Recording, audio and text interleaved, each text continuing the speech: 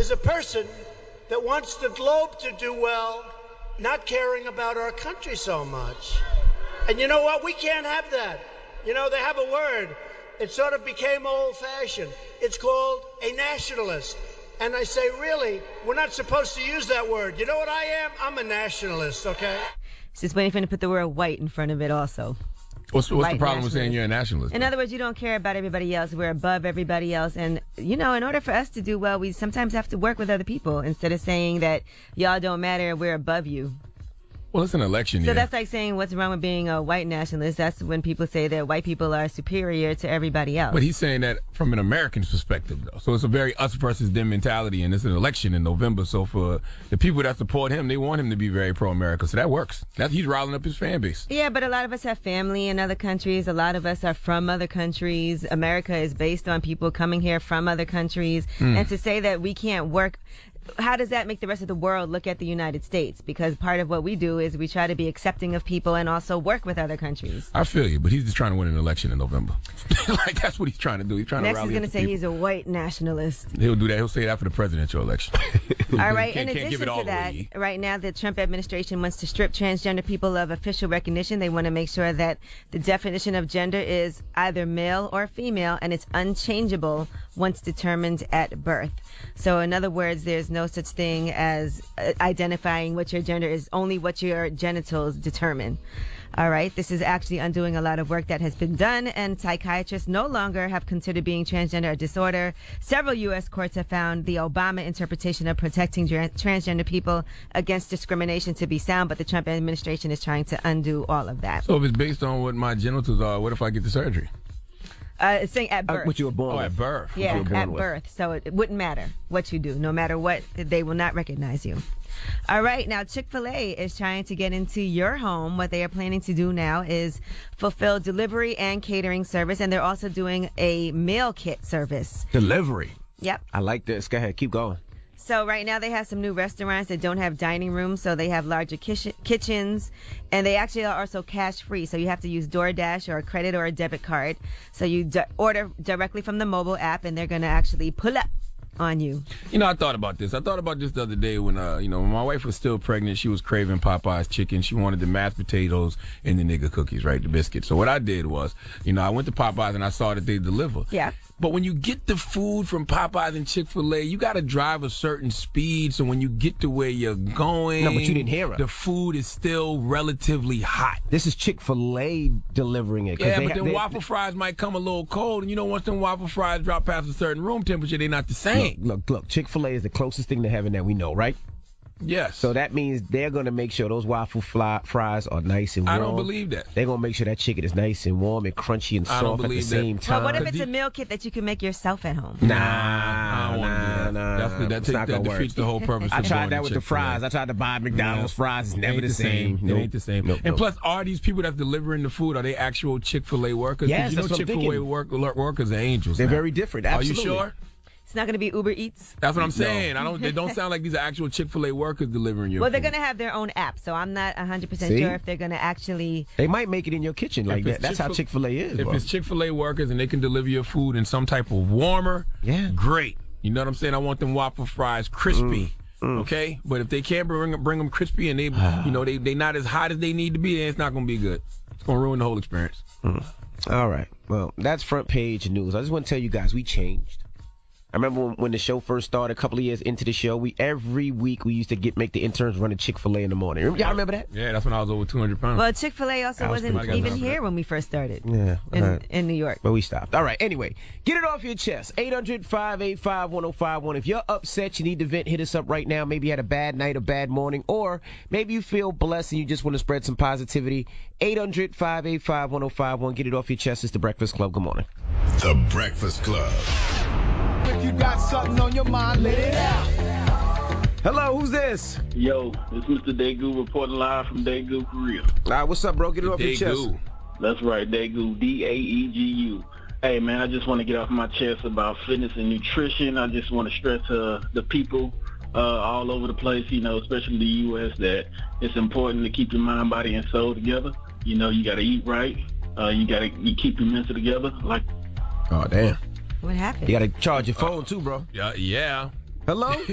Chris. Yo, what up, man? Get it off your chest, Chris. Man, look, I consider myself a student of music, bro. You know, I've been watching the rap game for some years now, man. And I feel like y'all radio stations, bro, y'all like that substitute teacher that let the kids show up and do whatever they want, man. And these rappers are just doing whatever they want, man. Like what? We need to, yeah, bro. You listen at the radio? Yes. What? A lot of Drake. Bro, I don't know if you realize it or not, but rappers been doing what they want, sir. Bro, I'm talking about these lyrics, bro. These songs, bro. They ain't talking about nothing. I ain't learned nothing. All I feel like I want to do is pop some pills and go shoot. You got to stop listening to the radio. I hate to say that, but the truth to the matter is there's so many dope hip-hop artists that are talking about things as substance, but if you're basing it off just what you hear on the radio, yeah, you probably won't get it. All right, bro. That must be my problem, dog. Yeah, man. But keep listening to the Breakfast Club, though, bro. Don't stop listening to the radio. I don't know what he's talking about. Don't listen to the radio. I'm just saying. Listen to us. No, I mean, if you're complaining about if your only point of reference is the music on the radio, yes, you may feel that way.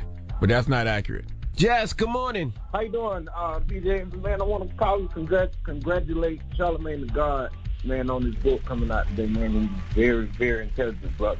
Thank you, man. Shook One is out right now, baby. Did you order it? Did you go get it? He's gone. Trav is here, though. Why you hang up on him? Because we got to get to a couple. God damn, let him talk about my book. Trav is about to talk about your book, y'all some hating ass. Trav is about to talk about your book, too. No. Trav, what's up? What's up? Yes. Listen, it's all about Charlamagne today. Drop one of Clues bombs for Charlamagne. Thank you, Trav. Book. You're welcome, Charlamagne. Listen, your last one, if it's anything like your last one was empowering. Empowering. You know, it was entertaining and it was insightful. And this is something that we need. The black community needs. We try to hire for mental health. And just drop one of Clues bombs for yourself, man. Oh, thank you, Trav. Shook One is out right now everywhere you buy books, man. I appreciate it. You're definitely welcome. Can I say one more thing? Of course. I prayed for somebody last night. Who'd you pray for? I prayed for Fred from Omaha. Because that man needs help. Fred from Milwaukee? Fred from Milwaukee. Oh, well, Ted from Nebraska, wherever he's from. Damn. I prayed for him. You prayed for the wrong person, bro. What he looking for. I really got down on these knees last night and prayed for him. What Fred might Where need. you went wrong. What Fred might need is for you to get down on your knees in front of him, Trav. Why does he always take it there? His true soulmate may be a man. That's what, Charlamagne. Yes. You coming to Philly this Friday, right? Yes, sir. Guess who you gonna see, girl? You coming? Yes, I am. I'm gonna be at Mark Lamont Hill's bookstore on Friday, the People's Sanctuary at 7 p.m. Yep. You know what Friday is? It's your anniversary. Trav, you better see him, Trav. You know Trav will be there. Okay. You better take Trav out, man. Trav, my guy. We know, but I'm not sticking around in Philly, though. He might be sticking around over there. No, he be all right. Get it off your chest. 800-585-1051. If you need to vent, hit us up now. It's The Breakfast Club. Good morning. The Breakfast Club. Hello, who's this? This is Matt from Fort Lauderdale. What's going on, Envy? What's up, bro? Get it off your chest, bro. Hey, man, it's Angelina. Angeline, bro, I like you to death, Angeline, but every time you read the news, you're just like the fake news, man. You say the title of the news article, and then you switch it to whatever side you're on. Charlamagne, you do a great job of keeping it real, bro. You keep it 100. Trump's a nationalist. He didn't say white nationalist. I never said he said white nationalist. But that's what you lead to. That's what you like. That's the side you lean towards. You know, when you get the news, Angie, you got to keep it straight 100. You always lean to the left. FYI, this is not CNN over here. We're actually allowed to give our opinions. No. Yeah, that's fine. That's fine. But you putting in these people's minds that everything that the right side is doing is wrong, and that's not. I'm sorry. I do think that Donald Trump is a racist. I do, and he has said many things that are racist to me. Absolutely. In my opinion. That's absolutely fine. I'm not a Donald Trump fan. Trust me. I'm not. And he gets a lot of support from the Ku Klux Klan as well, and from white nationalists. That's fine. The facts are and he gets money from them. Aren't straight. Charlamagne says it right. Your facts are all messed up. Charlamagne says it right. We don't know. Until there's proof, we got to go with what we know. Sounds like you support Trump. I know. Definitely sounds like you're a white nationalist. Why? Now, see, that's wrong to say that man is a white nationalist. I never said that Donald. And you keep saying white nationalist. He never said white nationalist. I never said that he said that. I said next up he's going to say white nationalist. That's coming next. I never said he said that. Destiny. Yes. Good morning, Destiny. Hi, good morning. Get it off your chest. So basically, I heard you all talking about Trump, and I just wanted to say, although I don't really agree with him, I agree that they should take that whole thing out of they should take that definition away, because why should people be able to get a second chance at life, and it'll cut down on a lot of the creepy stuff of them using women restrooms and all of that. So I do agree that they should definitely do away with that. So you don't believe that transgender should have the right to say what their gender is, regardless of what their genitals are? Oh, you want to do away with transgender? You're saying?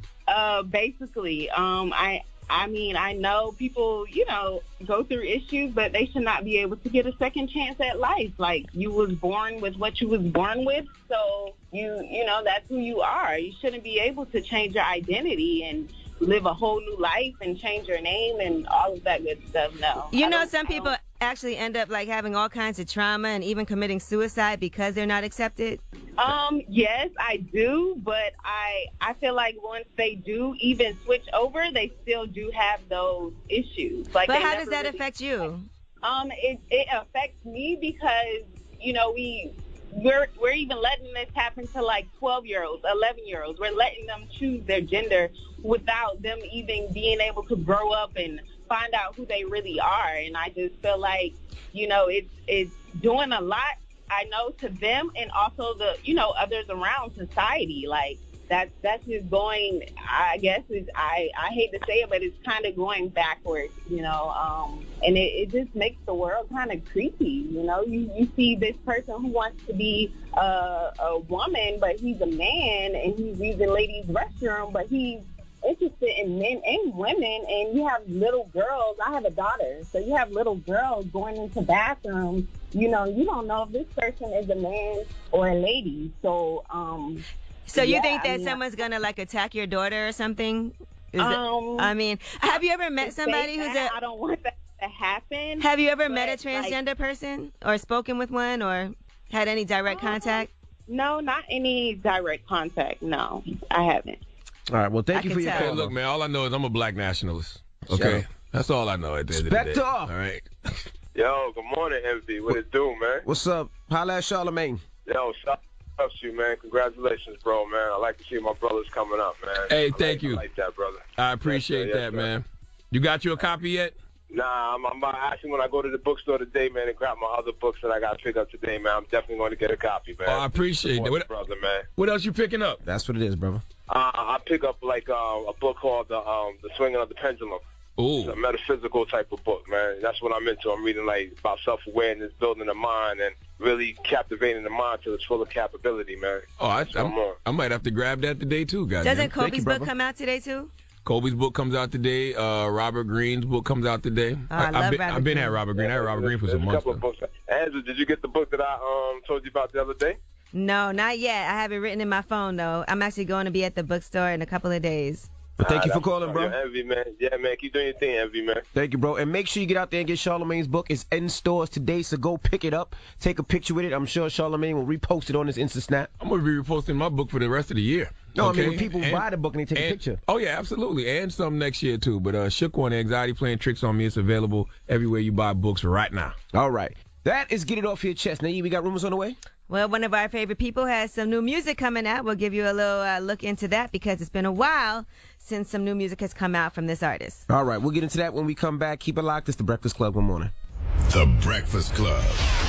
Morning, everybody. It's DJ MV, Angela Yee, Charlamagne the God. We are The Breakfast Club. Let's get to these rumors. Let's talk Cardi B. It's about time. What's going on? Rumor report. Rumor report. This is the Rumor Report with Angela Yee on The Breakfast Club. Well, Cardi B has announced a new single that's going to be coming out on Thursday at 12:30. She posted, "My single Money will be out." So I can't wait to hear what that's going to sound like. I heard she that. also put up the cover art. How you like it? I heard that. You heard it too.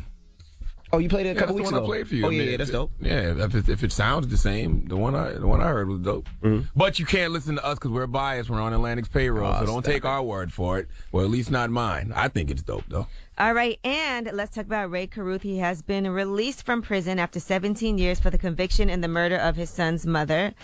Now, what happened was, apparently he wanted her to come to the movies. She was pregnant. She was 8 months pregnant at the time. Mm-hmm. And that's when he had 3 accomplices that were convicted in 2001 of conspiring to murder her. She was shot 4 times while following him to that movie date. She was able to call 911 and also say that Carruth was the person that she implicated, and that helped to convict him. Now, during that time, her son, Chancellor Lee Adams, was still born via C-section before she died. He was born with cerebral palsy because of oxygen deprivation from his mother's wound. So now he is out of jail. Now, he did write a letter from behind bars, and he also did a phone call to WBTV, and he did talk about the fact that he apologizes, he said, for the loss of Sharika Adams, who was his ex. He also said, I'm apologizing for the impairment of my son. I feel responsible for everything that happened, and I just want her to know that truly I am sorry for everything. He also wants to actually have a relationship with his son. He said, I should be raising my son. His mother should be raising her son. Miss Adams should not be doing this, and I want that responsibility back. Hell no. See, this is when I have a problem. He wants custody of Chancellor. This is when I have a problem with that whole forgiveness thing. Even though I'm working on myself, how can you expect me, if I was his son, to forgive him after you killed my mother and you're the reason I was born with cerebral palsy? You want me to forgive you and just go play catch, Dad? Well, see, it's, like, come on, it's a difficult one, right? Because he's still Ray Carruth's son, right? And his mother's not there, so does he have... You killed my mom, allegedly. You tried to kill me. And you're the reason I have cerebral palsy. No. I don't know. That's a tough one. I still think I still think he should be in jail. Hey, man, that's a tough one, buddy. You kill how do you get out of jail after that at all? I'm just thinking, like, if that's my daughter, you killed my daughter. There's no enough time for killing my daughter. I mean, no, I agree with you. I think that if you kill somebody, you should get life. Period. His ass should still be in there, in my opinion. But hey. All right, the NFL has also blocked fans from buying jerseys with his name on it at all. If you try to go to the shop online and personalize a Panthers jersey with his name and number on the back, you get an error message, so that's not happening. All right, Amy Schumer is expecting her first child. Congratulations to her with her husband. Mm-hmm. She announced that in an Instagram story about the upcoming midterm elections via journalist Jessica Yellen. So congratulations. Sarah Silverman, she was on the Howard Stern show, and she talked about Louis C.K. and basically the fact that he did masturbate in front of her. Here's what she had to say. I'm not making excuses for him. Please don't take this that way. When when we were kids and he asked if he could masturbate in front of me, sometimes I'd go, yeah, I want to see that. And it's not analogous to the other women in this, what he did to them, because he could offer me nothing. We were only just friends. So sometimes, yeah, I wanted to see it. It was amazing. Sometimes I'd be like, gross, no, and we'd get pizza. Well, she made a choice. She gave consent. She wanted to see it. What's the problem? No, there's no problem. She's just making a distinction. She said she's saying what she went through and what the women who accuse him of sexual misconduct are two different things. Yeah, her so situation. She wants to make that distinction. She's not saying there's a problem, but she also says that she's fine with him making a comeback as long as he addresses those allegations on stage. Yeah, her situation has nothing to do with any of those other women. That's Sarah Silverman's situation and hers alone. And, people say that, they'll be fine with him making a comeback and addressing it on stage, but he's a comedian. So if he makes a joke about that situation, then everybody's going to say he's taking it too light and he's not taking it serious. So, no, I wouldn't follow that advice if I was Louis C.K. Well, he's going to have to figure out what he's going to do, because he's been showing up and popping up here and there, and people are still going to have an issue with him no matter what. So he's going to have to try to fight through it or not. All right, I'm Angela Yee, and that's your Rumor Report. All right, thank you, Miss Yee. Now we got front page news. What we talking about? Let's talk about this hurricane. Yet another one, a Category 4 hurricane on the way. Okay, we'll get into that when we come back. It's the Breakfast Club. Good morning. All right. Morning, everybody. It's DJ MV Angela Yee, Charlamagne the God. We are the Breakfast Club. Let's get in some front page news. No sports last night, so let's get right to the news. Yes, there were. Yeah, where I saw some headlines about sports. I don't really watch sports like that, but I did see some things about the Giants, and they were trending last night. Yeah, Odell played great. He played what? Great. Played what? I said he played great. I thought you were about to say Odell played gay. No, I'm be honest with you. He played great. That's what it sounded like a little bit. He said he played So the great. Giants won? No, they're 1-6 now. No, they lost. Okay. So why did you say there was no football? I just didn't remember. I just forgot. Fake news. Go. I can't stand this fake news. All right, now let's talk about Uber. Uber is going to have a drone-based food delivery that's going to start in 2021. According to the Wall Street Journal, they're looking to hire someone with flight standards and training experience who can enable safe, legal, efficient, and scalable flight operations. So it looks like they're trying to keep development of that program under wraps, but they are planning to do this drone-based delivery service called Uber Express. And it's going to be under Uber Eats. That would be amazing. You can order some food and get it quick. It would still be warm. You ain't got to worry about traffic. Man. It depends. I saw that when I went to Popeyes when my wife was pregnant and they had Uber Eats. And I was like, you got to know how to drive the right speed limit. And the restaurant has to be a certain mile. Are you listening? This is the drone. The drone? It's a drone. Yeah, it's an Uber drone. So about Uber drones. You're going to get your food delivered by a drone. And flies to you. Look at that. Look. Yeah, that's cool. Yeah, if you have Revolt, you can see what that's going to look like. Why not? Stupid. Why? I'm not doing that. Why? I'm not doing that. It's faster than delivery. You don't have to worry about traffic. I'm old-fashioned. Some things I'm just not doing. Although then there will be traffic in the air. First of all, you know how unsanitary that is? You think just because it's in a box, you feel cool with your food just flying in the air? Yeah. But this is what I'm going to do. Next time you order some Chick-fil-A, let me just throw your bag to you. That's fine. Why would it get dirty? It's going to be in a bag. It's going to be wrapped up. I'm not doing that, man. Okay, Hurricane Willa is nearing the Pacific coast of Mexico. It's a Category 4 storm, so they're saying it's going to be potential life-threatening storm surges, winds, and torrents of rain. So if you're anywhere near that area, just make sure you get ready for that. Yet another hurricane. All right, and Trump, he was declaring himself a nationalist during his rally in Texas. Now, here's what he had to say. We're putting America first. It hasn't happened in a lot of decades. Do you know what a globalist is, right? A globalist is a person that wants the globe to do well, not caring about our country so much. And you know what? We can't have that. You know, they have a word. It sort of became old-fashioned. It's called a nationalist. And I say, really, we're not supposed to use that word. You know what I am? I'm a nationalist, okay? Oh, people have always defined his outlook and rhetoric as being nationalist, so he's just owning it now. And he's getting his base riled up for November. That's it. Yeah, this is at the expense of what, though? That's why the United Nations is there, to actually make sure that we can work well with other countries and function well. So it's only if this doesn't come in. Obviously, we care about our country, right?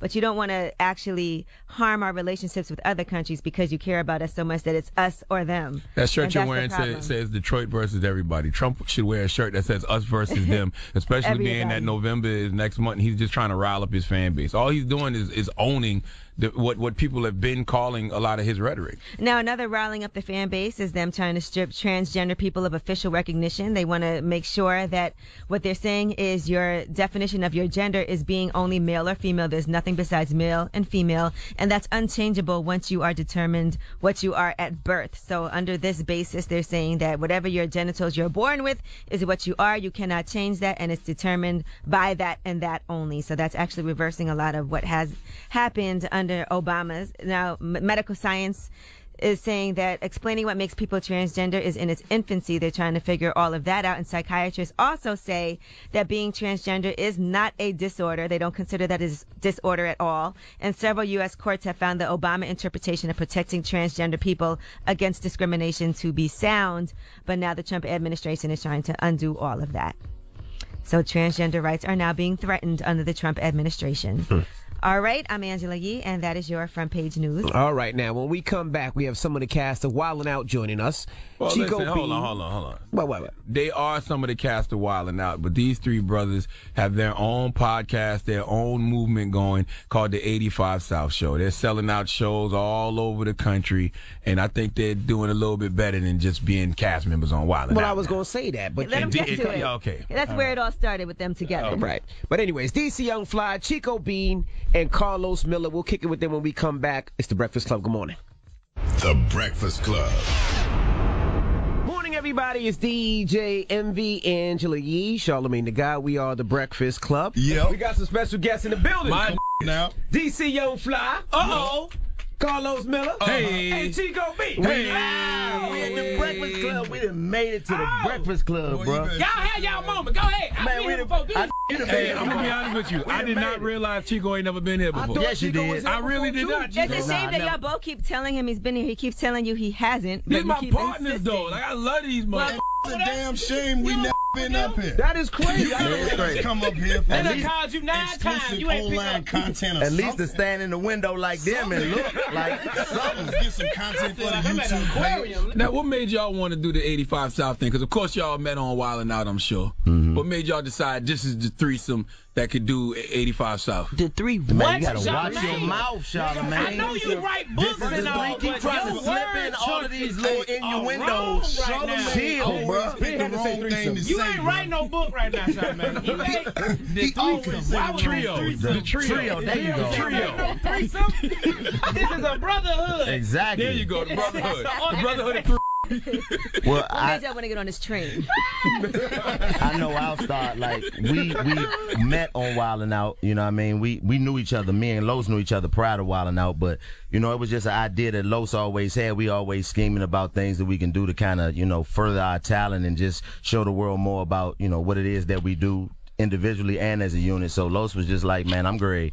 Make a podcast and we're going to make this thing go. So, you know, he wanted us to be a part of it, and that's just the way it went. So they say y'all don't plan the show when y'all go on tour. Y'all just go out there and whatever feeling y'all got, y'all I'm do. gonna tell you how we used to do it, right? We used to have a structure. You know, like how A y'all what? used to a structure. A structure. You said thank you, structure. Yeah, you gotta put a K in the front side. It's a structure. You know how y'all used to have a paper, you know exactly what you were gonna say, you know your key topics, what you were gonna do. We just had to figure each other out first. And then we used to have a piece of paper, you know what I'm saying, the first 2-3 shows, you know what I'm saying? Even with the podcast where we just go out. Now we don't have no paper. We going off each other's comedy, and we going off the vibe because we know each other's scripts already. All we gotta do is press record, and we be like, what you do today? And it's on and popping. What did you see? It's on and popping. Taylor went to the show, right? And Taylor said there's one of y'all that has no filter, doesn't care about anything, will go left, right. By the way, No, actually, that's all wrong. three of them. That's what I was saying. Nobody. Yeah, has that's it. all It's you get the levels of, you know what I'm saying, of stupidity. I don't give a f***ness. That's what it is. It's just stupidity. Right. You got me, the young wild, ain't no telling. You got to watch him. Chico, he in the middle between the young and the wisdom. So he be like, I want to go with DC, but I can't. I got to change my life around. I got a family. You know what I'm saying? So it's a mix. You know what I'm saying?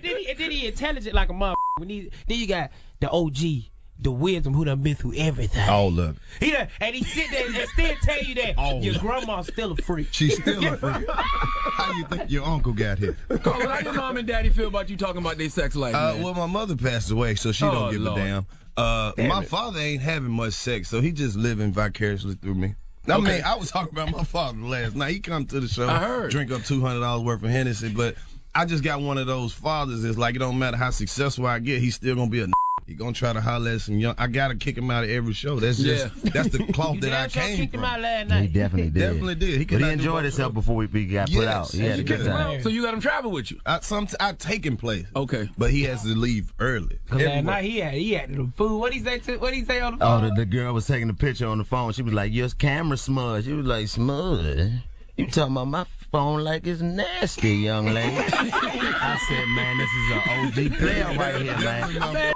So funny, man. You acting like my phone. You acting like my phone. That's a nasty word.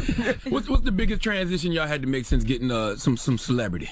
I think for me it's just understanding that the reach is greater now, so the decisions that you have to make don't just affect you anymore. So you know what I mean, like, but now you gotta understand that your reaction is gonna cause a shock wave throughout everything that you got going on, because people are looking at you to either try to get something from you or either fans or whatever it may be. So you have to be real selective about who and what you give your energy and time. Let's note that DC said Chico is the smartest. You said you what? Damn who I represent. I'm slapping their ass.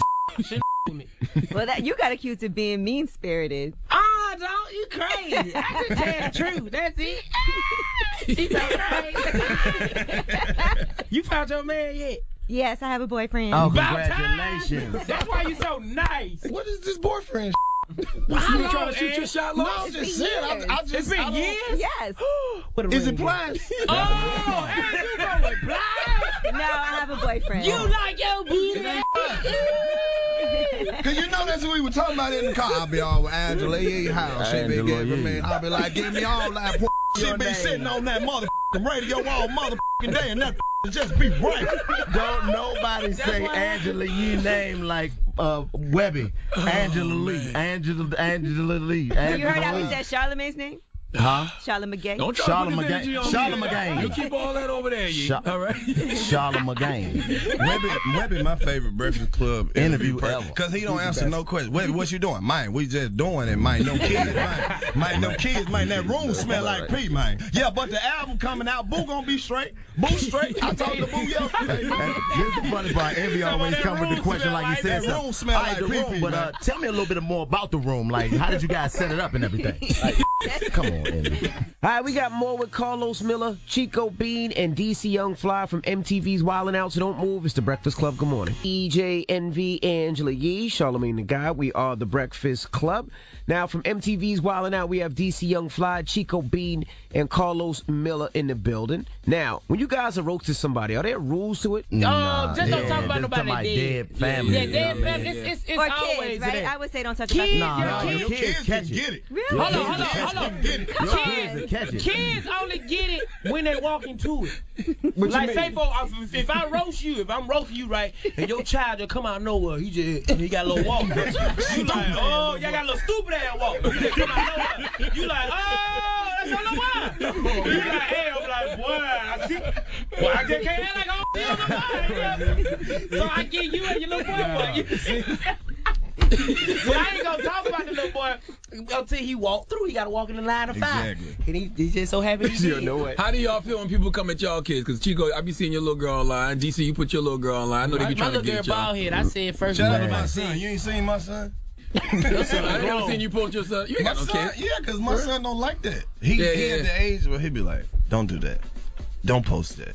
Yeah. I don't want to be on. I posted a picture of him one day, and it got like 10,000 likes. He was like, take it down. I'm cute, ain't it? I got you all them likes. I'm like, boy, chill out. How old is he? My son, he's about to be 10. Oh, he wow. he don't want to do, like, he don't want to be popular or none of that. He just like to chill, play his game. Yeah. He don't want all that. I think that posting her now and being able to navigate that energy with her while she with me will help her when she get older. And, you know, because social media and all that going to change. It's going to be old by the time she grow up. So I want her to be, you know, trained to not pay attention to opinions of people. And it's not real. You go up under your comments and somebody can say anything to you, but it's all what you decide to dedicate your energy to. So I'm just teaching her that you got the power to, you know, let people affect you on a day-to-day basis. So and you put her in your sketches, Chico, brother knowledge. Oh yeah, definitely, because it's fun. Like she into it. Like she into it. That's what she wants to do. Like she expressed, like, hey, daddy, I want to, you know, be in a play, or I want to do this. So I'm like, well, do it with me, so you can get all the, you know, nervous energy that you may have and all of that. Because when she doing something with me, she don't feel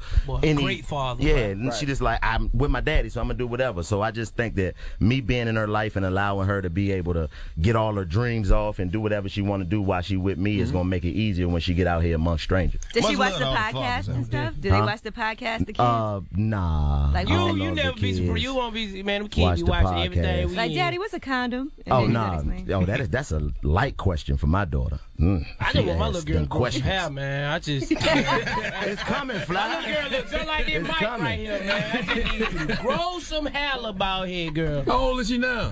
Man, too old to be bald head. Leave the baby alone, man. I be telling them all the time. Every time she wake up, I be like, bitch, look, your hair ain't growing. You need to go back to sleep. So what kind of kids are you? What kind of questions are your kids asking? It's so much because they online all the time. But it's not like it's not nothing too graphic or too So you gotta hard. really explain, like, well. Yeah, my son, he a boy, so he sees stuff and he just act like he don't see it. I know I'm doing a good job as a father because he told me one day, he was like, Daddy, boys don't kiss. I was like, see? Equal opportunity. Equal opportunity out here at iHeartMedia. We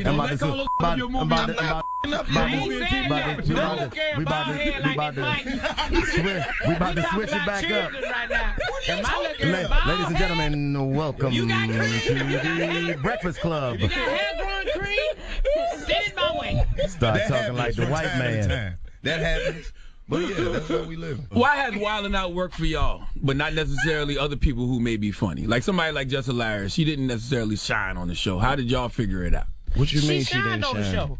You know, everybody just took to their own, you know what I'm saying, opportunity and did it, you know what I'm saying, how they ever want to do it. Because Wildin' Out work like this, bro. It's like, you got to be a part of a team. It's different when you're a comedian and you can get your laughs by yourself and you used to doing your own thing, but like, can you be part of a team? Can you set up a joke for somebody else? Can you be the joke? Do you know how to play off somebody getting a joke off on you? So a lot of those things come into play with Wildin' Out. And then, it's a lot of people on there. So a lot of people are just looking for their niche and they never find it. And they just want to be funny all the time. Exactly. And I just told myself, like, after my first season, I just told myself, really, I learned after my second season, because my second season wasn't probably my best season out of all my seasons, you feel me? It was kind of more so, I seen where they tried to cut me up, make me look like, you know what I'm saying, like I'm getting clean, but then I was like, oh, wait a minute, you know what I mean? That ain't me. I had to go in there and rough my hair up a little bit, you know what I'm saying? Yeah, yours was looking just like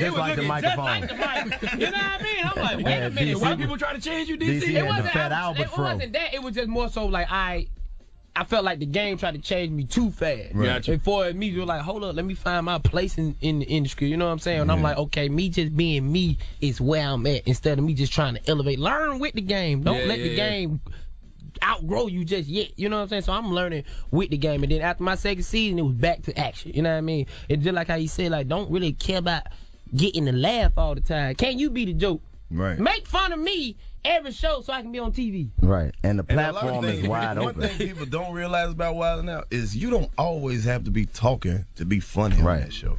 There's so many ways. There's a lot of ugly people on the show. The platform all you gotta do is just get the camera going across. They're like, hell no, look at that. Wide open. Like, that's the thing about the show. There's no structure to what you can do in regards to the comedy that you want to present. Like, for example, the old school battles that me and him do. Yeah. Like, that was just something that was organically that we just did. Like, hey man, you bet you don't want to do this. And that's the thing. You can do whatever you want to do. You just have to find a way to make it work within that system of being on there with a whole bunch of other people, because everybody want to get on there and become the star, but it's not really structured for there to be one star, and that the big star is Nick Cannon. They say Nick Cannon presents. After that, everything else is team oriented. So your ass is an employee. Yeah. How Nick often do Cannon y'all presents. Nick Cannon presents. Practice. Yeah, do y'all practice that or rehearse? Practice what? Rehearse as far as on Wildin' Out. Yeah. How? Practice what? Nah, y'all just go there and just. But how can you rehearse it? How can you rehearse comedy? It's improv, right? Unless it's a stand up. It's crazy because you came on there. You know we don't rehearse. No, We I mean, I think our section, but I thought maybe y'all rehearse like y'all do the family reunion. No. Some people need that. You know what I mean? Some people, and that's another thing about Wildin' Out. A lot of people come in and don't get the structure and try to do comedy like they doing on their phone and all that. But there is no edit and delete when you shooting live TV. But you gotta understand that Wildin' Out is TV. You know what I'm saying? Like, yeah, they go get the people and then they put them on the show. But then you gotta understand when that thing say action, them lights get to moving like this and shit. And people be in there wildin'.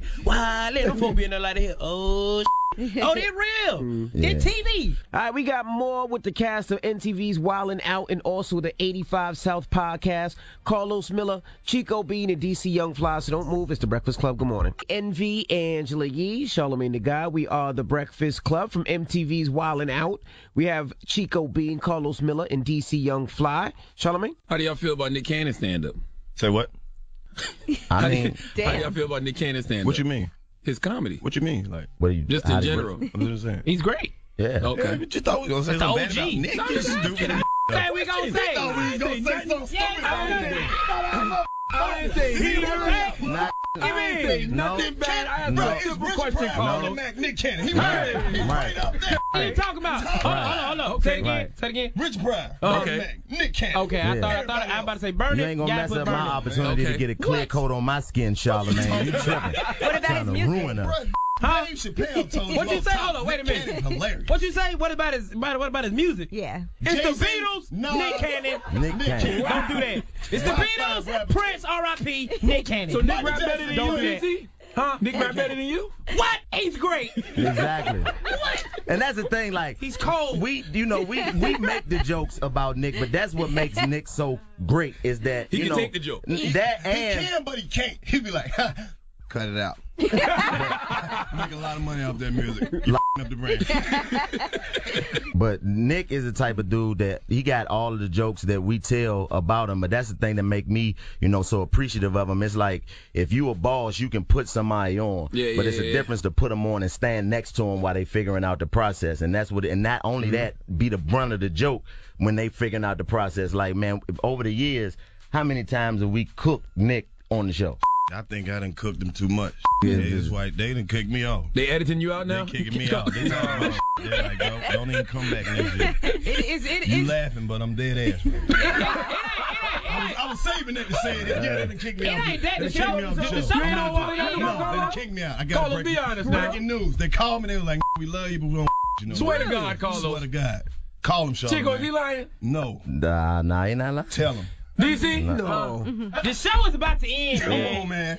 They kicked you off, They kicked me off. You said that thing about boys kissing somewhere, didn't you? They picked you up and said, look, get on the sidewalk. I think it was when I told Nick he was lame as hell for going on a date with Mariah and her new dude, and then I felt it was all downhill after that. Yeah. I said it, and then I was just the vibe changed. He was like, ha ha. And it was that. They can't just kick Carlos off now. Come on, man. We need an explanation. I think it was the white people. The white people never really loved me like that over there. I feel like it's too much to add that grown men need to have a sit down. Because I'm the little brother that go, I went to the source. You feel me? Any problem, any solution, I'm confrontational. You know what I'm saying? I go look the confrontation in the mother. What do you say when you ask him? Basically, need to have a sit down, man. That's all that is. Put Nick on the phone, man. Let me tell you something. Put Nick on the phone so I can watch this interview. Hold on. You about to call him? Yeah, we gonna call him right now. I can't believe they doing this to my He gonna get this settled. This some bullshit here now. It is. This is the Breakfast Club. He done Club. waited to the Breakfast Club. Yeah. He was up here waiting. Like, I just can't wait for that one question. Los, where you at? Here we go. Hold on. Nick. Yo. What's up, my brother? Yo. What's happening? Now listen, we got we got all our partners in here right now. We got DC Young Fly. That's right. We got Chico Bean and Carlos Miller. Like how you said my name last. Now, Nick, is there an issue between you and Carlos? Carlos done told me you done fired him. Yep. Ain't nothing happened. That's my man for life. So why he not on the show no more? I'm fired. Is he lying to us? He lying to us, Nick. It's a bunch of people that ain't on the show no more. Y'all know how these white folks work. Oh, blame it on the white folks. Blame it. It's your show. But Carlos, Nick, it's your show. And Carlos is one of the main people on there that I tune in for. Carlos, I love Carlos. I don't know how the negotiations work, when how much people get paid and how many episodes and all of that. We ain't even talking about that. And all that. But if y'all want to talk about the money on air and everything, we ain't talking about the money. We not talking about the money. It's the job. You got to get the job, then talk about the money. He said you fired him and replaced him with Cat Williams on the Wild and Out tour. He didn't say that. I can understand that one though. I didn't say that, but Carlos said you ain't never want to be on the tour. You ain't never heard me say that. The who you had answering the phone called me one day about a flight and was like, well, you need to find something else to do, and I ain't heard from y'all since. Damn.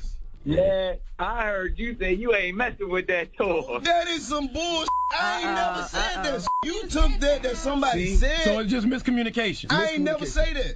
Because I don't handle the money and all. As long as my money is right, I get to it. So the thing would have him ordered. All I know is they said Carlos wasn't messing with us. I was like, all right. Nick, we love both of y'all. You know damn well. I think you need to have a conversation with Carlos on the low, because he a little hurt. I couldn't believe what he was saying on the Breakfast Club this morning. Shut up. He didn't say nothing crazy. He ain't say nothing crazy, Nick.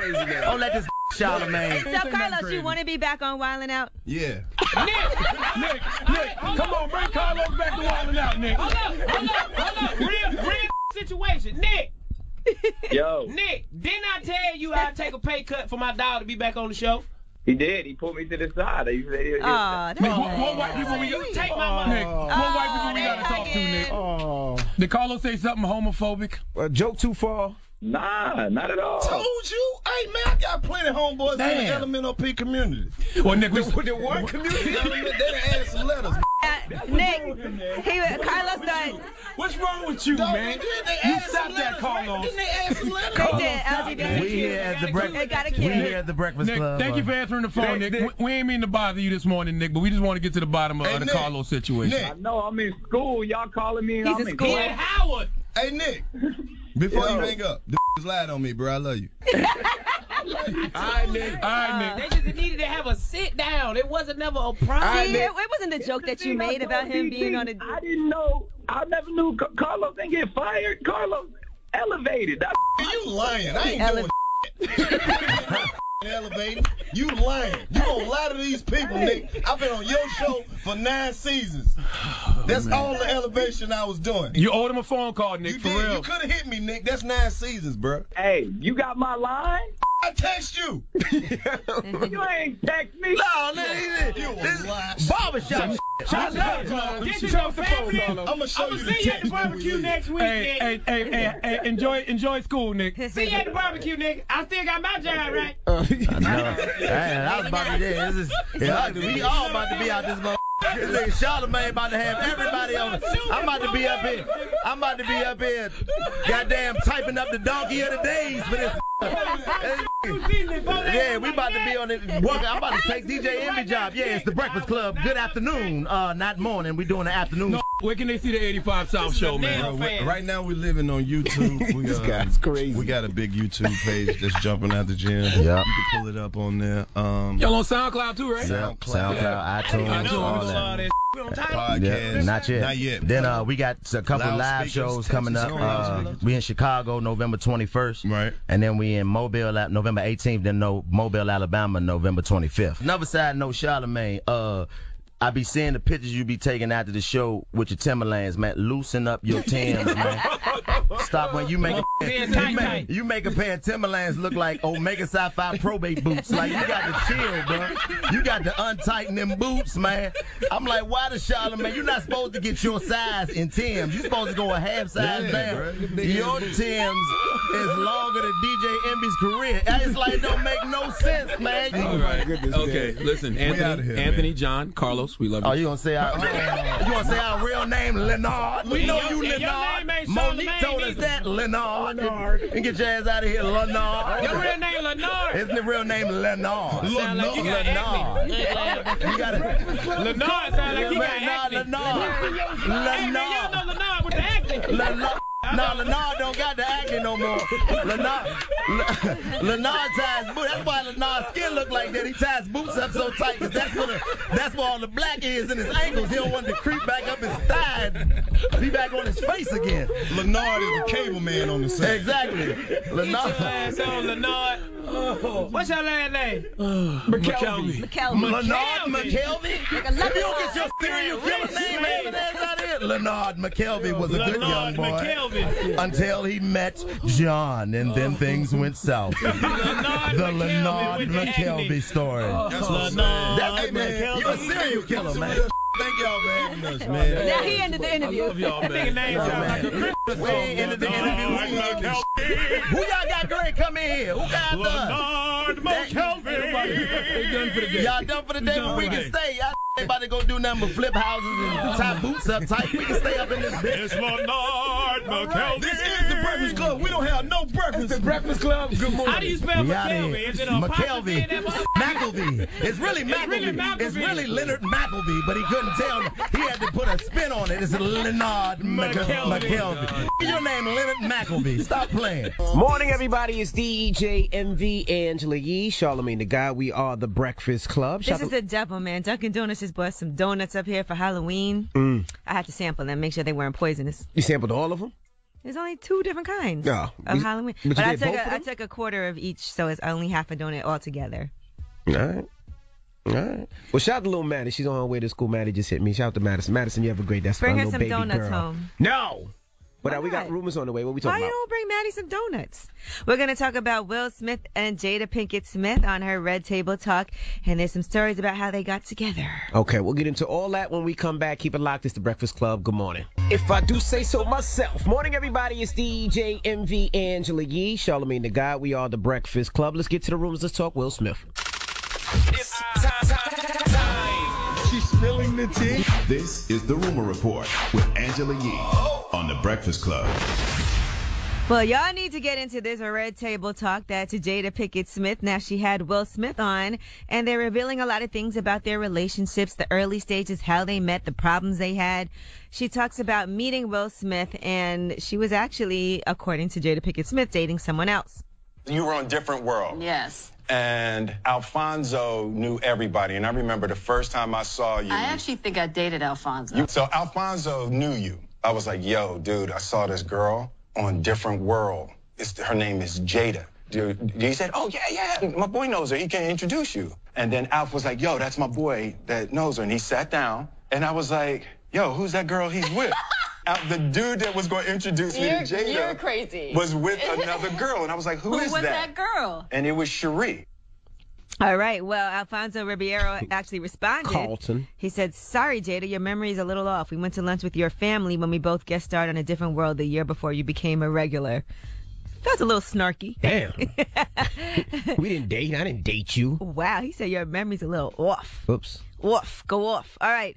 Now, in addition to that, he talks about actually, maybe finally realizing that Jada was the one for him. We had all of these near misses, and every time we saw each other, it was always a beautiful energy. Right. The real time was probably, I think Dwayne and Tisha had a thing at the baked potato. Yep. And we sat down at the baked potato.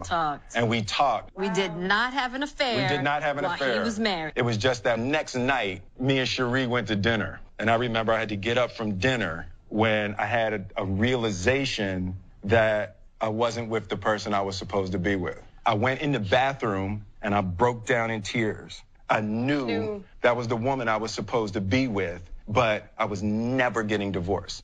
That must have been a crazy conversation. Can you imagine something like that? Well, it was a crazy conversation. Check it out. And then she divorced you. I remember I was like, I'm signing divorce papers. I walked out of there and I was in the car and I had Jada's number. I called Jada. I said, hey, Jada, what's up? This Will. She said, hey, how you doing? I said, good. I said, are you seeing anybody? Oh, my God. And she said, no. I said, cool, you're seeing me now. And my dumb ass was said, like, okay. Just like that? Look at that. Wow. This is amazing. Now, they have had their rough patches. I know this sounds like a fairy tale romance and beginning, but there was a period of time when it didn't seem like it would last. And I think for me, the turning point in our relationship for me happened when I turned 40. I just, 40th birthday. Yeah, I just couldn't. I was just like, fed up. I was like, I can't do this like this anymore. Next time at the red table, we broke up. Will and I really break it down. I was devastated, even worse than a divorce. So make sure y'all stay tuned. Red Table Talk, it's not a game. That sounds amazing. I'm going to definitely check in. Check in with that. Yeah, absolutely. All right, I'm Angela Yee, and that is your Rumor Report. That's all you got for me? There's no more? Go watch the whole thing. Teaser, yo. And then you also got to watch the next episode. They tease the next episode with their relationship problems when it might not have worked out. All right. When we come back, we got your donkey today, so don't move. It's the Breakfast Club. Good morning. Donkey of the day, yeah, you dumb ass. You get donkey of the day, yeah, you dumb ass. You are a donkey. It's time for Donkey of the Day. Donkey of the Day, huh? I'm gonna fatten all that shit around your eye. They want this man to throw them blows, man. They waiting for Charlamagne to tap these gloves. Let's go. They had to make a judgment of who was going to be on the Donkey of the Day. They chose you. It's the Breakfast Club, bitches. Who's Donkey of the Day today? Yes, Donkey of the Day for Tuesday, October 23rd goes to Caitlyn Jenner. Now, the reason Caitlyn Jenner is getting Donkey of the Day is because yesterday Caitlyn Jenner posted on Twitter the Trump administration has ferociously attacked my community again. Just as an FYI, Mr. President, the military is the single largest employer of trans people in the world. This leaked memo is an unacceptable attack on my community. We will not be erased. That was in reply to a memo that was released by the New York Times on Sunday that revealed our celebrity-in-chief's administration is looking to define sex as based on the genitalia that a person has at birth, which potentially could eliminate the legal recognition of transgender people. Now, the reason Caitlyn Jenner is getting Donkey today is because in 2016, she was supporting Donald Trump.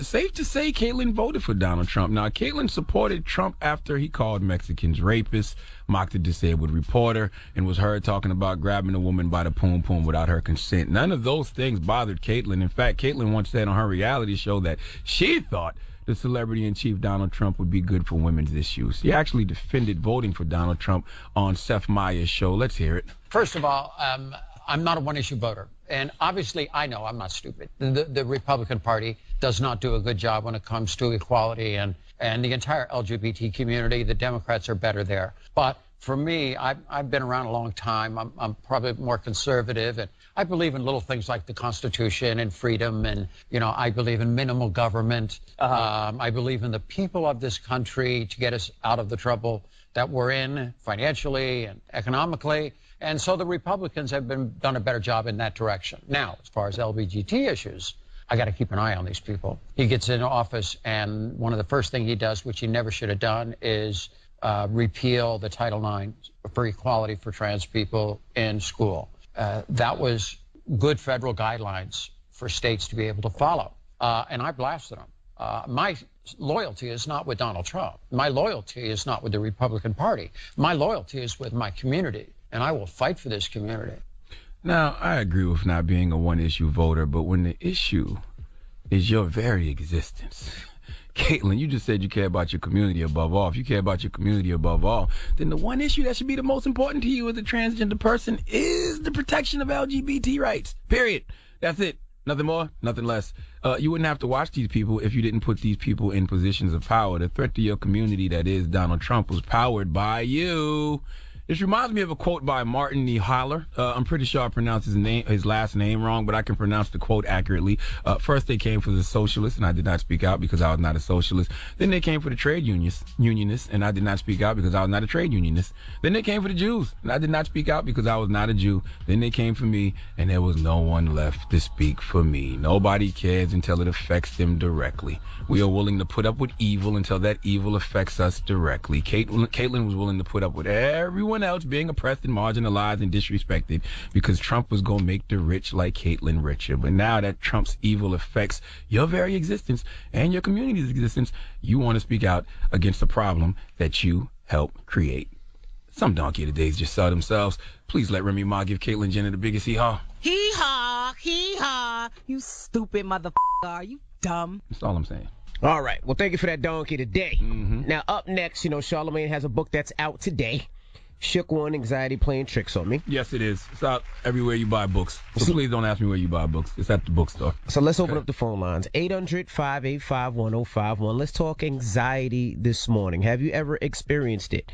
What are some of your worst anxieties as far as problems, as far as fears, all of that? 800-585-1051. Do you have an anxiety, something that you kind of fearful of or makes you nervous? It's hard for me to say. I think I get anxious about things that I expect to get anxious about. Like, I still always get nervous when I have to speak in front of people, and I still don't really like that. So, but I don't know that that's necessarily... That's rational anxiety. Right. I believe in rational anxiety and irrational anxiety. Rational anxiety is something like you just described. Like, you're speaking in front of a bunch of people, so you're going to feel something in your stomach. You know what I'm saying? You're going to feel that level of anxiousness. Irrational anxiety is like, laying in the bed, and like I was with Danielle Monera from Elvis Duran's. Now she says she lays in the bed and she sees the ceiling fan spinning real fast, and in her mind she's like, oh my God, the ceiling fan spinning real fast, it's about to fall off and like hurt us.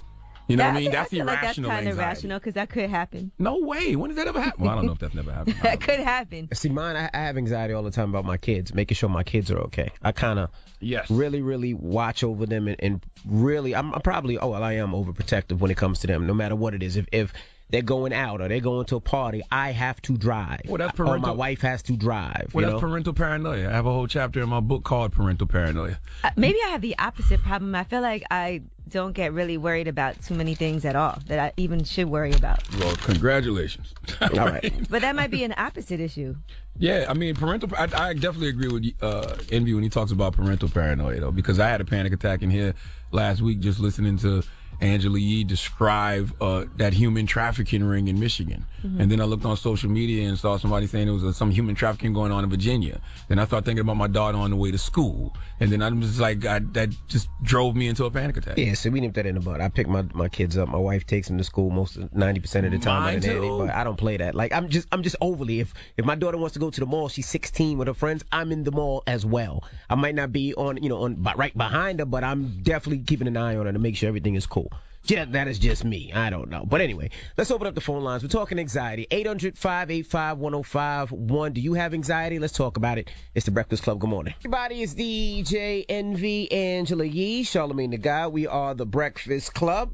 Now, Charlamagne has a new book out today. Yes, sir. Shook One. Anxiety Playing Tricks on Me. Anxiety Playing Tricks on Me. It's available wherever you buy books, Amazon, Barnes & Nobles. It's out. So we're talking about anxiety. Now, like I told you before, I have anxiety when it comes to my kids all the time. Like, no matter where my kids are, what my kids are doing, I have anxiety about that. I call that parental paranoia. I have a whole chapter in my book about it. You know what I mean? I think that is a form of rational anxiety, but I think it's all the things that we see that happen in the world, whether it's the school shootings, you got daughters, these dumbass human trafficking rings, or just like, creepy dudes, like all of that causes you to have some type of anxiousness. You know what's worse than my parents? What do you call it? Parental anxiety? Parental paranoia. Yeah. You know what's worse than that? Failing. Like, I have a real anxiety about failing and becoming broke. That's why I do so many jobs. I DJ so much. I flip so many cribs. Like, that's why I overly work to make sure my family is never in a position where they have to need for something. Or, you look all sometimes and you see, especially in our business, an entertainer that had a lot and then lost it all. Yeah. Like that really bothers the issue out of me. That's why I continue to work and I go over what I'm supposed to. I don't want people to ever feel like not to try something because they're scared to fail either. I think sometimes people are scared to even put themselves out there because they're scared of failure or scared of taking a risk with their money, because even if things don't work out, there's valuable lessons that you could learn. It's just being as prepared as possible when you make those decisions. Well, that's why when it comes to anxiety, you got to use that fear as fuel. You know what I mean? I always salute K Fox, because K Fox sent me this acronym one time, and it was an acronym for fear. It was face everything and rise, or fear everything and run. And I think about like when my father used to tell me, if I don't change my lifestyle, I'm going to end up in jail, dead, or broke sitting under a tree somewhere. That scared me. You know what I'm saying? Like, I refused to accept one of those options. I didn't want to be broke sitting under the tree. I didn't want to be dead. I didn't want to be in jail. So I changed my lifestyle and used that fear of one of those three options happening as fuel to, be successful. All right, well, let's go to the phone lines. Hello, who's this? Cassie. Hey, Cassie, good morning. It's Cassie with the T, like sassy, but with the T. Okay, Cassie. All right. Okay. Now, what gives you anxiety, Cassie? So, in 2009, December 27th, I was in a car accident, and it left me in a coma for 10 days, so I woke up in 2010. And after that, I wasn't able to fall asleep at night because I would have anxiety attacks that I would wake up in the new year. So I had to take medication, but it ended up giving me suicidal thoughts. So now I just have anxiety like all day, every day. And I just breathe through it because I'm afraid to take medication. Well, Tassie, I just want to say we are so glad that you're still here with us and that you survived that. That is a blessing. You're meant to be here. Yeah, and it sounds like you suffer from some sort of PTSD. I might. I think I really might. And also, I work a stressful job, so on top of all that, it's just like stress and anxiety. It's just not good for me. And that's why my ass be going to therapy right there. We all get overwhelmed, B. You know what I'm saying? And sometimes when you're the go-to person, you need somebody to go to. Nicole. Good morning. Good morning, Nicole. Now, what gives you anxiety? I was a victim of molestation from the time I was about 4 to the time I was about 14. And it was by my mother's husband. And just now that I have a daughter, she's 12, but when she turned 4 years old, just having to, I got major anxiety because I didn't want her out of my sight. I didn't date openly around her because I didn't trust any other guy to be around her. So even now, I still deal with it, and she's 12. So. Wow. I mean, that would give me. I think that would give anybody anxiety, man. Oh yeah, you're a survivor. That's trauma based off your past experiences, and you think that the worst is gonna happen to your baby. Yeah, and it was sad. Like, even with her father, we were very, very young, but him and I had a really, really bad relationship. I got pregnant when I was 18. He, was in the streets and different things like that. And there was a lot of abuse, but in my mind, I kind of said, I'll take this abuse from him because I don't want to date anyone else. I feel like if my mom was with my father, it wouldn't have happened to me. So if I got to have a busted eye or, a swollen lip today because I know he wouldn't molest his own daughter. So it kind of trickled into a lot more going on. Right. All right. Well, thank you, Mom. And get that baby a kiss for us, okay? will do, and she what? Her calling everybody a big jar of mayo, and her uncle told her it was okay. What? Yo, I'm telling you, these robots exist out here in this world. That's the other thing that gives me anxiety, letting me know that some of us are robots amongst us, some of us are aliens. We are all being duped right now, people. I'm telling you, it's robots out here in these streets. That's a live phone call. That was a regular human being who had a malfunction just now because the government is taking human beings and they're cloning people. That was a clone. We just heard a clone just now. Wow. And you wonder why I got my goddamn anxiety.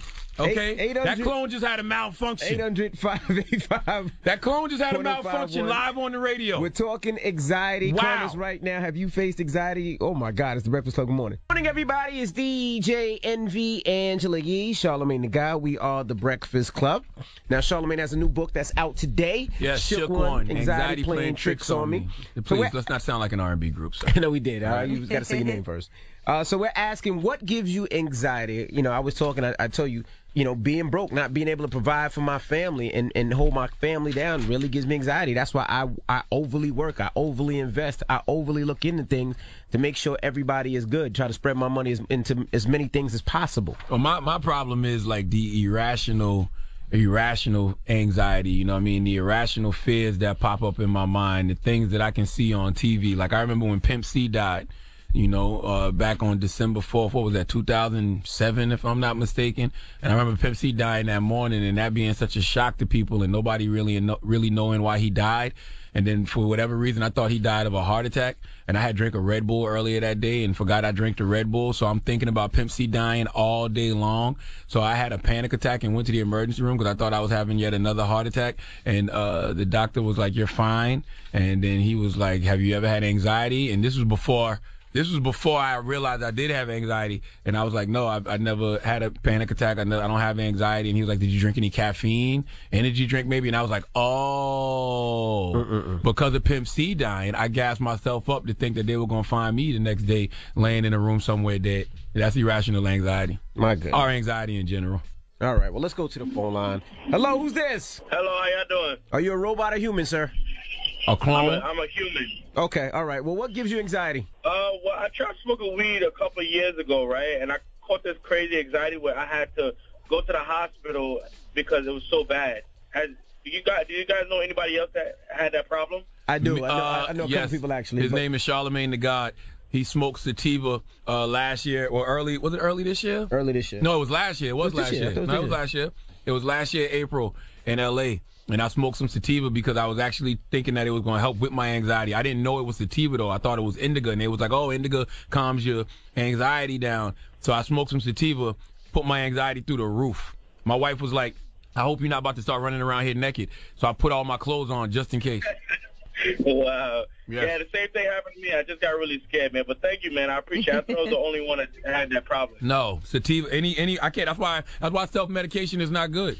Because weed makes my anxiety go through the roof. Always has. Hello, who's this? Hi, good morning. It's Leandra. Hey, Leandra. Do you suffer from anxiety? I do, yeah. I suffer. It's hereditary in my family. A lot of things could trigger it, like overthinking. But I think one of the worst things as I've gotten older is, like, counting down how much time I have left with my mom and thinking about the day that she, God forbid, passes away. And that's something that causes me a lot of anxiety, like on my day-to-day. And that's so terrible, man, because instead of like just enjoying the moment of being with your mom now, you know what I'm saying? Yeah, and that's the hardest part. 100%. I'm sorry, Mama. That's a tough one. That's a tough one to deal with because you know it's gonna happen, so you just almost like waiting for it. That's a tough one. I know, and I try to live in the moment as much as I can, but that's definitely something that I find reoccurring that pops up. But I want to thank you guys because something as simple as what you do, and it may not even be as simple, but it really does help. Like, you guys always start my day off with laughter. So for someone like me, it's like a medicine. So I appreciate what y'all do. Thank you very much. Hello, who's this? Kat. Kat, how are you? We're doing good. We're talking anxiety this morning. Well, I am a mother of a 9-year-old, and he is the only source of anxiety that I have. Otherwise, I'm very easygoing. To a point where I actually tagged my kid. I got one of those GPS trackers for him. What you mean tag them? You put it in his. You could do that? You could get one of those kid watches that you can watch. GPS track your child and know where they are. If they're getting home from school all right, if they reach their aunts and uncle's house, whatever they're doing.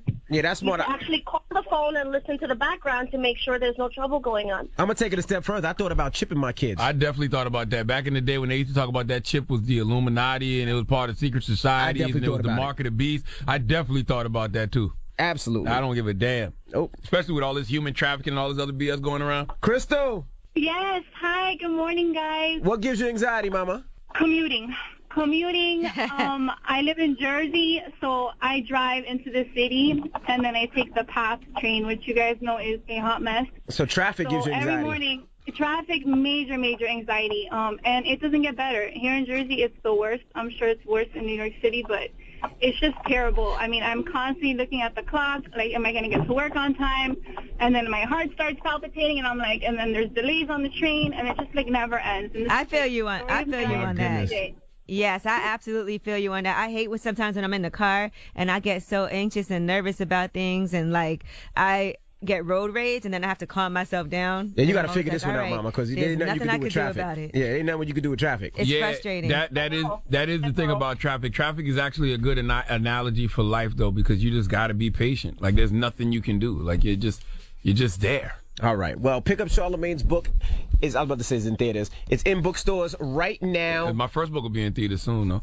But, Shook When Anxiety Playing Tricks on Me is definitely out in bookstores everywhere right now. And like I said, man, I'm not an expert at anything. You know, I'm just a guy that's sharing his experiences. So I'm sharing my experiences with anxiety, my experiences going to therapy, my experiences with PTSD and past trauma from when I was younger. And, you know, I got an expert in the book. His name is Dr. Ish Major. You know, he's a mental health therapist who graduated from the University of South Carolina. So everything that I explain in the book, he gives a clinical correlation for it. So you got your expert opinion in the book as well. Well, we got rumors on the way, Yee? Yes, we are going to talk about them a bleach, find out who is bleaching their skin and what her explanation is for it. All right, we'll get into all that when we come back. Keep it locked. It's The Breakfast Club. Good morning. The Breakfast Club. Morning, everybody. It's DJ NV, Angela Yee, Charlamagne the God. We are The Breakfast Club. Now, let's get to these rumors. Let's talk Kim Kardashian. Listen up. It's just in. All the gossip. The Rumor Report. Gossip. With Angela Yee. It's The Rumor Report. The Breakfast Club. Well, Kim Kardashian was on Alec Baldwin's new talk show, The Alec Baldwin Show on ABC. That show looks horrible, by the way. And she talked about the first time that she saw Caitlyn Jenner cross-dressing. I found out when I was maybe 25. My mom was out of town, and I walked in on Caitlyn, all dressed up. It was Bruce, but dressed up as a woman in the garage at my mom's house. And I ran in, packed a bag so fast, shaking, and ran out and called Courtney and said, I have to come spend the weekend with you. And I was hysterically crying. And she just was like, what is it? Did you catch Bruce cheating? And I was like, I wish. I don't know what I just saw. Why does Alex Baldwin have a talk show? Y'all not tired of seeing old white men on TV? Like, I mean, goddamn. When did this talk show start? I think it recently just started. I actually went when I was doing Dr. Oz a couple weeks ago. I saw the sign and it said Alex Baldwin show. I was like, Alex Baldwin got a show? Like a talk show? Who thought that Alex Baldwin would be a good person? Whatever. Who thought he'd be a good person to host a talk show? All right, well, I don't know. I haven't seen. This is all I've seen so far, so I don't want to judge whether or not it's any good. Now, how you haven't even seen it? You don't even know if it's good enough. I saw this interview right here. You saw a sign. And I'm looking at this conversation. I'm like, he can't even hold a conversation. Now, Kim Kardashian also talked about filming on the show and getting with Kanye and how she had to learn how to be more private. I was like, what is the hottest restaurant in Hollywood? Where can I go? Where can I be seen? And now it started with Kanye because he lived a more, his work life is very public, but then like when he was off, he was very private. And so I had to kind of flip it, and now it's like on my time off, I'm like, where are the locations that I could go eat, go on vacation where no one will see us, where it's just all I want is privacy. And I never thought I'd ever be to that point. All right, in addition to that, she talks about Kanye being a Trump supporter. I do believe she would still be in prison. Right. Alice and I spoke about this. We spoke on the phone yesterday, and we've spoke about this a few times. She always says, if it wasn't for Kanye speaking up in support of Trump, then she would still be in jail. And that was on Alice Johnson getting released from jail, getting a pardon. Well, you're going to have engagers and resistors. Kanye and Kim choose to engage. He got something done. Who would you wear the MAGA hat to get free, though? That's the question. If you had to put the MAGA hat on to get somebody free, who would it be? I don't know. That's a hard question. I'll have to research who's in jail that I would like to get out. But Kanye also gave $73,000 to the mayoral candidate in Chicago, who Chance the Rapper is backing, Amara Enya. So just putting that out there. Y'all can't think of nobody off the top of y'all head y'all would throw the MAGA hat on to get free? Off the top of my head? Yeah. Mine would definitely be a political prisoner. Probably like Mumia Abu-Jamal. Somebody like that. I'm sure I pronounced that all terribly just now. But it would definitely be somebody like that. All right, I don't want to just say a name because I want to think about it. I would think about that harder than that. All right. Any family members? Now let's talk about Love and Hip Hop Atlanta. I thought about Max B first. Family members? Bobby Shmurda's coming home soon. What? Everybody Bobby Shmurda. All right, now let's talk about Love and Hip Hop Atlanta. Spice, we all know from Love and Hip Hop Atlanta, has bleached her skin. Now, we don't know if she's doing this because of a song that she has out or if it's real, but she did post a video of herself. And here's what she had to say about her skin. All right, so I have a song called Black Hypocrisy, where basically, as a black woman, I think I'm mostly called black by my own race. And I'm trying to please them. So I'm going to see what they have to say now that because of them, I've changed my complexion a bit. So I'm just pleasing them. Them a bleach all them skin, them a bleach, they're like a browning. Stop it. You know, the song is called Black Hypocrisy, and it's funny because I was just reading this article about Vybz Kartel, and his son has actually just bleached his skin. I think his son is 13 years old, Lico Cartel. So, Charlamagne, when you bleach your skin, do you do your whole body? First of all, this is why you all have to stop saying I'm bleaching, because we have enough real evidence of real skin bleaching to see the difference, all right? All I did was get rid of my discoloration. I didn't say you did anything. I was just asking. No, how does this work? Well, here's the song. Here's the song Black Hypocrisy that she was talking about, that she actually bleached her skin. And she said it's the #1 song, by the way. I get hate from my own race, yes, that's a fact. You bleach out your skin, them same one come at that. Well, since you say that I'm too black for you, I please you, do I look how you want me to? Black people hypocrisy. I'll tell you what I just did. I just Googled light-colored spices, because I'm trying to figure out what spice we going to call her from now on that actually fits her complexion. What you get? Bahara. What? Babir. What? Bouquet Garni. I don't know what these things look like. Let me see if this. My goodness. Does that look like her complexion right there? And no. Little lighter, right? Yeah, well, she deleted everything off her Instagram, so you can't even go back. Not that we can't see what her skin was like before this. Goddamn right. Does that wear off? Before color. Does it wear off, the bleaching? Do you know? I don't think so, no. And you got to bleach like the cream on the whole body, right? She killed her pigments. Because you can't just have like your arms and then your private area is darker. Like, it would just be weird. I don't know how it works, but I'm pretty sure she killed her pigments. Pigments gone. All right, well, I'm Angela Yee, and that's your rumor report. No, I don't know. I don't think you should if you bleached your skin. Do people Did anybody ever read this book called Black No More? No. Why would I read such a thing? Do you know that people that do that know that they look stupider after the fact? Like, they have to. If they thought they looked bad dark skin, they look way worse. You don't think they look stupid whatever color they do. They do. All right. Well. Peach gray. Well, the reason I was telling you about Black No More is kind of a satirical book, but it's about bleaching your skin and finding out what it's like to live in the white world. But it's a satire. You should read it. All right. It's a good book. All right. Well, that was your rumor report. Revolt. We'll see you tomorrow. Everybody else, the People's Choice mixes up next. Let's